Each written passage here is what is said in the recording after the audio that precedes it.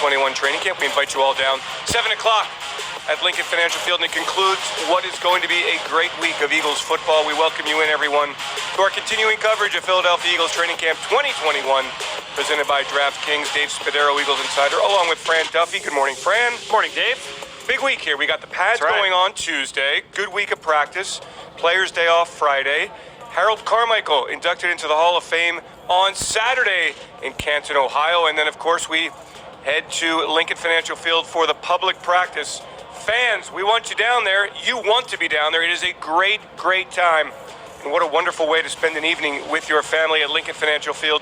Tickets $10, all proceeds going to the Eagles Autism Foundation. Make sure you check it out on PhiladelphiaEagles.com. Fran, I feel like training camp really takes kind of a second turn starting today and tomorrow. Yeah, I mean, keep in mind that this team, this Eagles football team, didn't participate much in terms of the off-season program, and they didn't spend a lot of time out on the field during the spring. So you needed a little bit of time just to get ramped up and get ready for training camp. And so we've got the pads tomorrow, like you said. The team had the day off on Friday after a late afternoon practice on Saturday for Military Day. So excited to see the energy level the team brings out to the field today. Right, practice, players' day off yesterday, Sunday. Right, yep. After Saturday's very, very well done Military Day. 200 members of the military, along with their guests, singing the national anthem prior to practice, participating as well in some flag football on the field. So it was a really good time and a good practice for the Eagles. There's Jalen Reagor, who is going to be asked to step up here. Well, I always believe this, Fred. I think when the pads go on, you really can, and I know that you're doing the news and notes and observations, but you really, really learn a lot immediately when the pads go on. And Jalen Reagor, Sean Bradley, two members of last year's draft class, Kayvon Wallace there as well. This draft class being asked to step up. Opportunities for playing time are there. Yeah, absolutely. We've seen guys from that 2020 class get extended reps here over the course of the first week of practice. Excited to see Jalen. He got his first kind of, I would say it was extended action on Saturday, but it was the most we had seen from him so far. And we saw him in one-on-ones. He did a great job. He ran a great route against Darius Slay, got open for his first, quote-unquote reception of camp, got open later in the drill as well. The ball was thrown behind him, and Darius Slay was able to knock it down. But Jalen looked good. Excited to see what he looks like with more and more reps as the summer ensues. And, of course, Jalen Hurts also in that draft class. He's taking all the reps as the number one quarterback to this point. We are going to focus on this football team today as you take a look at them just going through some of the early pre-practice stretches, movements, get the blood flowing, get the body loose. Obviously, they're in shorts today, pads tomorrow. So we anticipate this practice going to about 11:30 or so. We'll be with you for the first 20, 25 minutes and give you a little peek behind the curtain Eagles Training Camp 2021 here at the NovaCare Complex, presented by DraftKings. We got a little offensive line action there. We got a little Jordan Mailata showing some moves as he stretches. Is he winning the job at left tackle to this point? What do you think, Fran? That's a good question. Both guys have had 2 days of work with the first team, both Jordan Mailata and Andre Dillard. I would say Jordan has probably flashed a little bit more, but obviously there's a lot of game left to be played, and the pads have not gone on yet. So plenty of time for that decision to be made. Right, and I agree with you. I believe that Jordan has played better to this point than has Andre Dillard. So, bingo, Steven Nelson saying, I'm going to use my day off, which was yesterday, to improve my due. And there you go, Steven Nelson looking like he's fresh. I would call that a fresh look. It is a fresh look. Right? Yeah, it is a fresh look. I'm jealous. There's been a few of those so far here this summer, but Nelson had a nice pass breakup on Saturday evening as well, breaking up a pass intended for Travis Fulgham in one-on-ones. He's flashed every day. He's been making plays on the football. And I think when I talk to people about him, and the word that keeps coming up is how aggressive he is on the football field. It's striking with the tenacity with which he plays, Fran. I think that's the edge that Steven Nelson has. As we take a look at our split screen, Travis Fulgham, the aforementioned wide receiver who was the topic of some questions for Shane Steichen, Eagles offensive coordinator.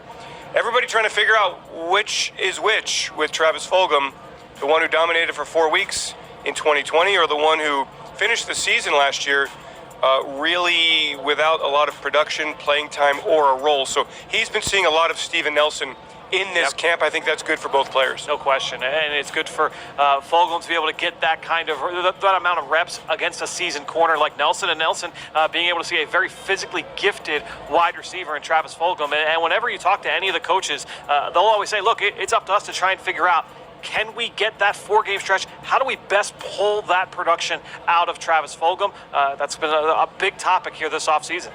And I would imagine, Fran, look, I mean, the wide receivers, there's no givens here, right? This is going to be a competitive group. I don't think Travis Fulgham, at least I would expect him not to think he's going to just walk in here and have a job. No, every time you hear Coach Nick Sirianni talk, it's competition, competition, competition at every single position. We've seen guys rotated in and out of, working with the ones, working with the twos. So especially with all these young receivers that are on this team, all those guys are going to be fighting for jobs. And it's not just the players that have been added over the last year. It's going back to 2-3 years ago. J.J. Arcega-Whiteside, obviously, he's flashed every single day as well. So you look at all these young receivers. We talked about that recently on the Eagle Eye in the Sky podcast. Just going through practice every single day, these guys are all flashing each day. So the competition is going to be fierce. Yeah, let's go back to those linebackers if we get a second. But we were looking at Davion Taylor, whom I wrote about in the On the Inside column on PhiladelphiaEagles.com. It's just every time we look at the camera here, Fran, we're seeing players from last year's draft. Yep. How important for the Philadelphia Eagles is it that those players, Jalen Reagor, Jalen Hurts, Davion Taylor, Kayvon Wallace, Sean Bradley, et al., these players must take big steps forward. I mean, the depth of this football team really kind of rests in that 2020 draft class. Yeah, and you always want to give these guys time to be able to develop, but you want your young players to come in and be able to play roles. So give this team on offense or defense, special teams, be able to play roles on their side of the football. When you look at that 2018 class, and you look at the roles that those guys have been able to play throughout the course of their career, sometimes it starts off small. You look at Josh Sweat. It was basically a redshirt year for him as a rookie. Then he steps in as a role player the year after. And then he steps in and becomes a really key part of the rotation. And now he's working with the ones. And you see that with Jordan Mailata as well, same class. Avonte Maddox came in and played a role right away. Dallas Goedert came in and played a role right away. Not everybody is going to have that same career path. So watching all of these young players, and you see now Kayvon Wallace, Davion Taylor, we talked about Jalen Reagor, Jalen Hurts, all those guys. Yes, what kind of jump can you make from year 1 to year 2? Do you give the team faith that you can continue that upward progression year 2, year 3, year 4? Yeah, and I think it's important to remember for that draft class, and it's not just for the Eagles, it's for the entire NFL. They didn't have on-field work in the spring. No OTAs. Everything was done virtually. No preseason games. So the Eagles are down at Washington to open the season, and that's the first action for the likes of Jack Driscoll, who was thrust into a starting role. For Jalen Reagor, who made that big 55-yard catch from Carson Wentz. For Jalen Hurts, who became a late-season starter. So critical that those players step up. And I'll tell you, the guy that I just mentioned, Jack Driscoll, his body's different. He's clearly stronger. I see a pretty big-time football player in Jack Driscoll, and that's critical for an offensive line looking for great depth. I've been trying to focus in whenever they go one-on-ones, O-line, D-line, or if I just got time to be able to watch during the twos, kind of hyper-focus in on a matchup, looking at Jack Driscoll going up against Ryan Kerrigan. That's been a consistent battle whenever those two guys have been out there. And it's been fun watching those guys go to work each and every day. I watch this and I feel like, am I watching Willy Wonka? Are they making candy here? Or is it going through a car wash? No, it's players who are going to carry the football, losing their balance, regaining their balance while a defender is trying to poke the football out, continuing the theme here. One of the major themes, hey, on defense, we're going to take the football out. There it is, ball on the ground. Don't let that happen, John Hightower, another second-year player, all up and down this roster. I love this drill, Fran. And you might look at that and say, what are those, pool noodles, a boxing glove? Don't get fooled. Those things are not soft and plushy. Those things are coming after you. Plenty of guys will have some bruises on their arms and their chest from those things waving at them all through warm-ups. And that's fine. That's perfectly fine. Just hold on to the football. That's all right. That's right. Don't put it on the ground. And that's why I really get the sense that if something is, and I think Nick Sirianni comes with a lot of juice, and he's going to be that juice is going to be the subject of my Eagles Insider podcast, which drops tomorrow. Spent some time with him late last week in his office with his family. But if you really want to get the coach upset, put the football on the ground. That's it. My sense of pretty much everything as they work on the release here from the line of scrimmage, the wide receiver crew, don't turn the football over. It's absolutely a point of emphasis on both sides of the football is the turnover ratio and making sure that you come out on the winning side of that more often than not. Again, we see the receivers working on the releases and then tracking the ball over the shoulder on a little fade. Fran, I just cannot wait. Oh, nice catch there. I just cannot wait to see this group of receivers when they put the pads on, one-on-one coverage against a good group of cornerbacks here. I mean, that addition of Steven Nelson changes the complexion at the cornerback position. Eagles all of a sudden 2 experienced starters on the outside. Avonte Maddox, an experienced starter at the nickel position, and then you get to bring along players, Craig James, young players, Zach McPherson, draft pick. So I really want to see those one-on-ones. I cannot wait. We see Brandon Brooks there, who had a slight injury, leg injury last week. Nothing to be alarmed, but clearly is not practicing today. No, it doesn't look like today. Maybe we'll see him potentially later this week. As you said, nothing crazy major there with Brandon Brooks. Doesn't look like we have Devontae Smith out there today. Just looking at the receiver line here. Correct. Left practice early on Saturday. Again, that was nothing major either. Was on the sidelines for all of practice. Yeah, he had to bend kind of awkwardly for a pass that was not well thrown. Then he went into the trainer's room, came back out, watched the rest of practice on Saturday from his knee. So the Eagles not expressing any concern there. But in this instance, caution is the better direction to take as we peek in at Joe Flacco. The Audubon, New Jersey kid comes home, year 14 in the NFL. And then we've got, of course, Nick Mullins, who, Fran, in the fun fact department, second most passing yards in the history of the NFL in his first 16 games. And Jalen Hurts with the hoodie look underneath. Is that right? It looked like it. Yeah, those guys all have had their moments here throughout the course of the first week of training camp. So obviously looking to continue to see more consistency at the position and putting the ball in the air. We've got live coverage here of the Philadelphia Eagles 2021 training camp here at the NovaCare Complex, presented by DraftKings. Eagles insider Dave Spadaro along with Fran Duffy, and it's a really, really big week for the Eagles, who will put the pads on tomorrow. So camp goes to a new level on Tuesday. They'll practice all the way Tuesday, Wednesday, Thursday. Players' day off on Friday. Friday I take off for Canton, Ohio. And on Saturday, the great Harold Carmichael finally, after a year and year and a half of waiting, gets his induction. He's the first one up in Canton on Saturday. Big Harold goes into the Pro Football Hall of Fame as part of the Centennial class. Long overdue, well-deserved. Can't wait for that. And then Sunday, we rush back home. 7 o'clock, Eagles open practice at Lincoln Financial Field. Tickets still available. Buy them now on PhiladelphiaEagles.com. Dave, my first training camp here with the Eagles was 2011. So the Eagles were still practicing at Lehigh University at that point. And one of my first memories of going to those training camps, as a member of the team, was Harold Carmichael coming out early every single day, and all the fans say, "Good morning, Harold," and him going over and shaking hands and meeting with all the fans. Certainly one of the most beloved Eagles, and so excited for him to be heading to Canton. And it was so much fun watching Harold on the practice field, getting his workout, getting his catches, being a target for the quarterbacks. Never dropped a ball. No. Of course, if you've ever shaken Harold Carmichael's hand, you realize it is not a hand. It's actually a human shovel at the end of his arm. So clearly one of the reasons for his success, the massive mitts, made it easy to catch the football. As we take a look at some drills here, the quarterback's throwing little outs to the wide receivers. Let's take a look at that on our cameras here down below. There we go. There we go. Joe Flacco dropping back. There you go. Fran, tell me what you got here. Just option routes. Working with the running backs underneath. We see Elijah Holyfield catching a pass here underneath. Here comes Nick Mullins. Obviously just working on timing with the backs, with the slot receivers. All these guys looks like they're working down close to the red zone, so maybe we'll see some more red zone work today as the Eagles still waiting to get into full pads. We get a little double box action here. We get to see all these guys working routes on air down in the on the far field. This is very cool. This is very cool. I really enjoy watching these kinds of drills. You kind of just get a sense of who catches the ball easily. And I think right there, Michael Walker, 17. He's flashed. Has flashed, no doubt. I'm not sure if he makes the 53. I don't know that, but I think he's got something going.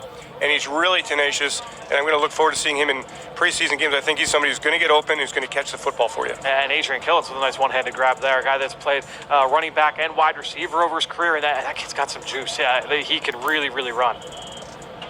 We've got live coverage of the Philadelphia Eagles 2021 training camp here at the NovaCare Complex, presented by DraftKings. It's a beautiful, beautiful Monday morning. We welcome Eagles everywhere from around the world to check out your favorite football team. And tomorrow, Eagles putting the pads on. Of course, we'll be live and we're going to shoot as long as Nick Sirianni lets us shoot. That's really kind of what it comes down to. That's right. Our cameras are ready to go. And then when the Eagles break into formations, we don't want to give the Atlanta Falcons any tips on what this football team is doing. So we're going to stick here as long as we can. And then tomorrow, of course, we'll be live with the full pads on. You see the fans here. They've been enthusiastic. They've been supportive. They've been very welcome back. It's been great to have the fans in attendance each and every day so far in training camp. You get a little bit of that atmosphere. I can't wait to even just like the preseason games, Dave, to have hear the roar of the crowd just building up into the regular season. It's great to have that little slice of normalcy back. The preseason begins a week from Thursday. Pittsburgh Steelers in town. Interested, Fran, with only 3 preseason games and a couple of weeks of joint practices. How Nick's going to play it? How much of the starters will play? What's he going to do? How's the rotation going to work? We'll find out those answers a little later on. As we take a look at the offensive line, and Isaac Seumalo still on the sidelines, Brandon Brooks still on the sidelines. See if those guys get back to action, how quickly. Eagles don't seem concerned at all. The 2 veterans with some lower leg injuries or lower body injuries are erring on the side of caution. Especially when you have the older veteran players. Like, you know what, let's let those guys ease into it. Let's have them ready for week 1 as opposed to try and rush back too fast. So can't blame the caution there on that end. Fran, who's kind of caught your eye as we look at the wide receivers here? John Hightower's one for me. Michael Walker has caught my eye. Yep. Obviously, Devontae has caught my eye. I think, Quez Watkins, I have not seen a lot of Quez. He did not play until Saturday. It was his first day, and it was limited reps. He had the one-on-ones. He made some noise with that first one-on-one rep. He flew downfield and made an outstanding acrobatic catch, went up and over Michael Jaquette, I believe, was in coverage, and it was just an outstanding example of that kid's athleticism, because you saw the long speed, but then him just going up and over the defender and coming down with the catch to the ground. It was an outstanding catch, one of the best catches of camp so far. Well, I'm glad to hear that. I usually watch, they split the fields up. I usually go to one-on-ones, offensive line, defensive line, and watch that. So I'll try to keep my eye on that a little bit more as we get along into the week when the pads go on and the defense can really show us what they've got. There is Zach Ertz, I believe, with the catch there. I wasn't sure if that was Zach or Goddard because we talk about it all the time.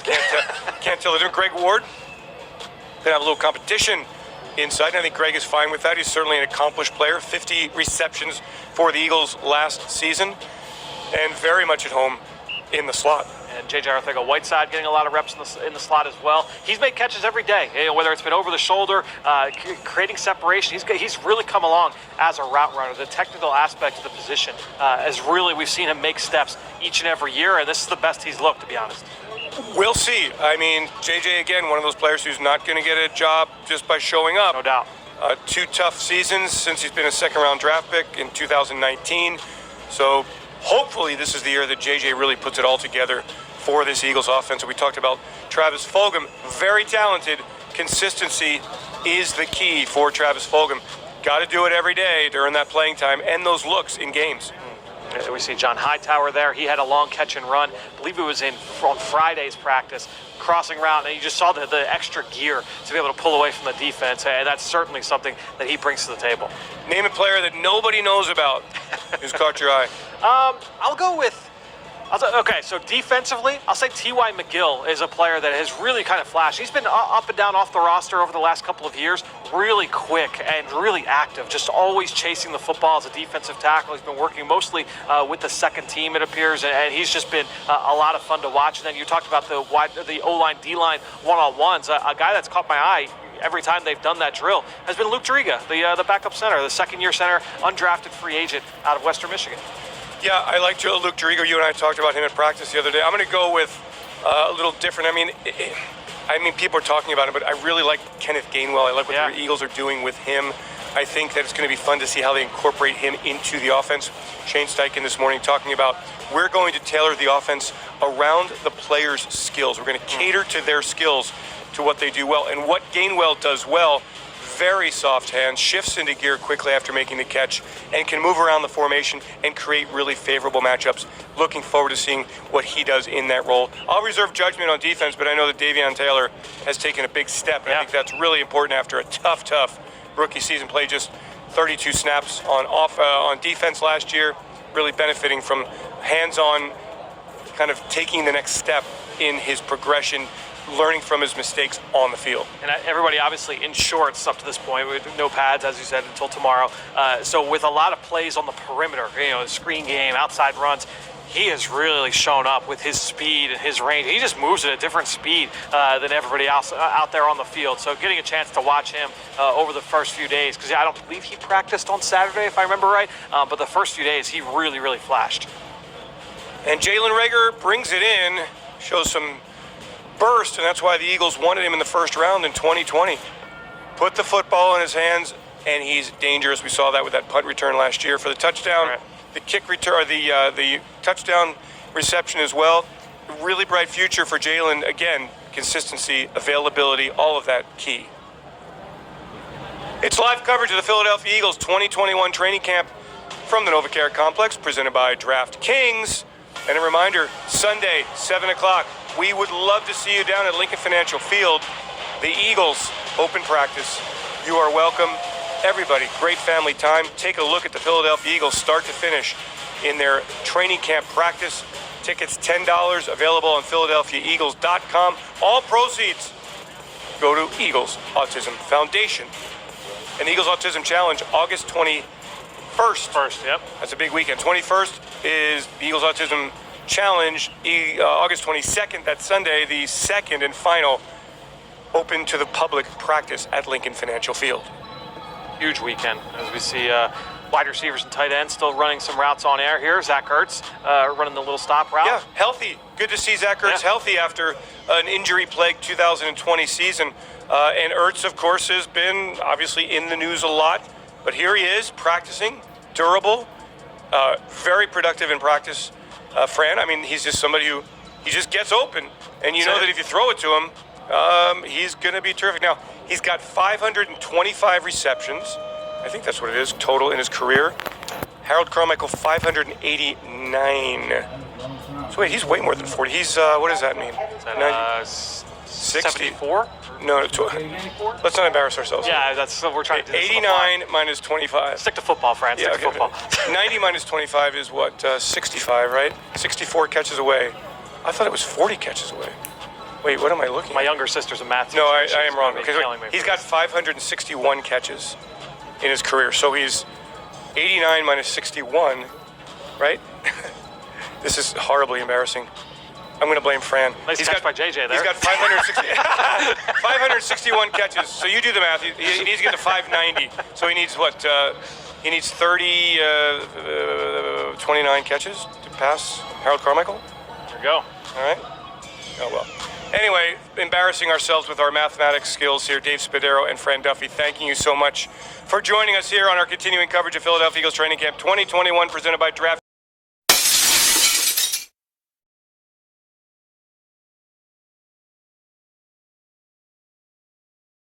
History with him, how much does that set him back as far as like learning the offense and everything? Devontae's Smitty's a pretty smart guy. I think it's always valuable to have somebody in practice and on the grass and get those reps in and all that. But in due time, he'll be back, and we're gonna continue to get better in other aspects, as much as we can. So we'll never stop growing. We'll never stop attacking.